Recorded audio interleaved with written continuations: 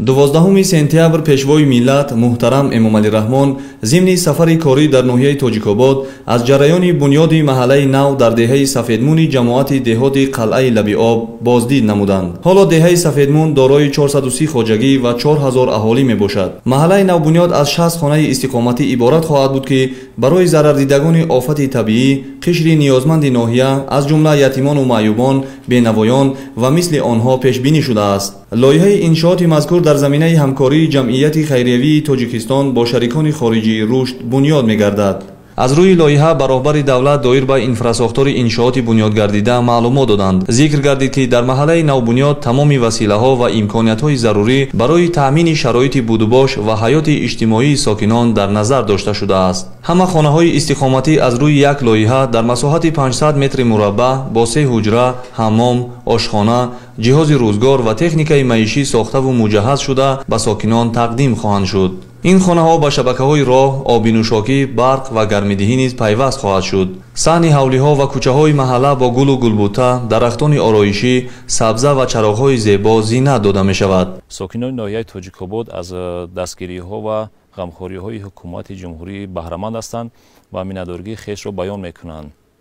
ҳамзамон дар деҳаи Сафедмун 60 хонаи истиқоматӣ аз ҷониби ташкилоти ҷамъияти хайриявии Тоҷикистон ба сокинони ноҳияи Тоҷикобод ба табақаҳои ниёзманд аз ҷумла ятимон, бепарасторон ва ятимони кул сохта шуда истодааст. ногуфта намонад ки хонаҳо сохта шуда ба тамоми инфрасохтор, ба шабакаҳои гармидиҳӣ, барқ ва муассисаи таълимӣ, бунгоҳи тиббӣ таъмин мебошад. мо ҳам аз пешвои муаззами миллат хеле миннатдор ҳастем ки чунин дастгириҳо ва ғамхориҳо нисбати мардуми ноҳияи Тоҷикобод зоҳир менамояд. ин ҳама созандагӣ ва бунёдкориҳо самараи истиқлолияти давлатии ҷумҳурии Тоҷикистон мебошад ки рӯз то рӯз симои ноҳия ва шароити зиндагии мардум хеле хуб боло рафта истодааст. ин ҳама корҳои созандагию бунёдкорӣ дар доираи нақша чорабиниҳои 35-солагии истиқлолияти давлатии ҷумҳурии Тоҷикистон дар ноҳияи Тоҷикобод амалӣ шуда истодаанд.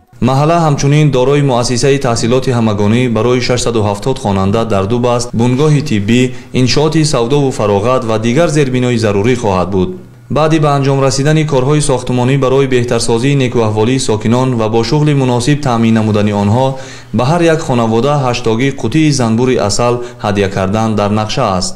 қайд кардан зарур аст ки дар деҳаи Сафедмуни ҷамоати деҳоти қалъаи Лаби Об бо дастгириҳои ҳамешагии пешвои муаззами миллат барои шахсони эҳтиёҷманд хонаҳои истиқоматӣ сохтмонашон дар авҷ аст ки ин бисёр ташаббусҳову бисёр ғамхориҳои пешвои муаззами миллатро ба мардуми ноҳияи Тоҷикобод нишон медиҳад.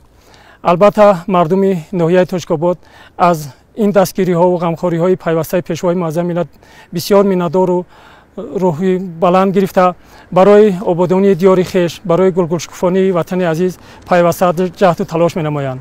пешвои миллат муҳтарам Эмомалӣ Раҳмон аснои шиносоӣ барои боз ҳам босифат анҷом додани корҳои боқимонда ба масъулин дастуру ҳидоятҳо доданд.